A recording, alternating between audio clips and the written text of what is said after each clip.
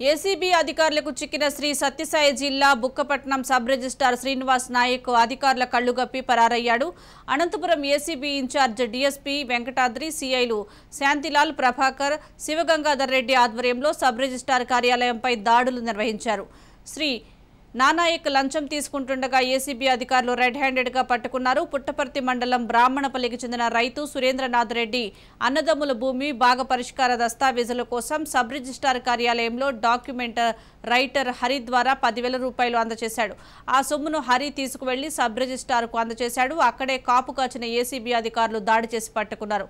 Sub registrar Shri Nanayak document writer శ్రీహరిని అదుపులోకి తీసుకుని నగదు స్వాధీనం చేసుకున్నారు.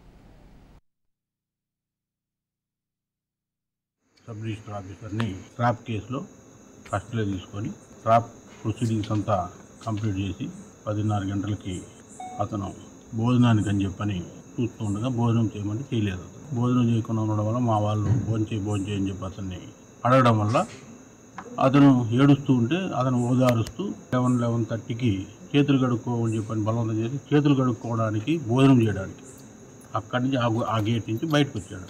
ఎందుకంటే లోపల వాష్ బేసిన్స్ లేవు కాబట్టి చేతులు కడిగిన నెపంతో అటుపోయిన అతను అటు నుంచి అట్లే మబ్బులోకి పరిగెత్తి పారిపోయినాడు.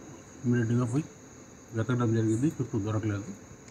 ఇమ్మీడియట్గా మళ్ళీ పోయి లీగల్ కస్టడీలో నుంచి పారిపోయినాడు కాబట్టి, అలాగే కానిస్టేబుల్ పక్కకు తోసి పారిపోయాడు కాబట్టి అతని మీద Bukkapatnam police station police case పెట్టడం జరిగింది. అది నమోదైంది. అతని కోసం వెతుకుతుంది.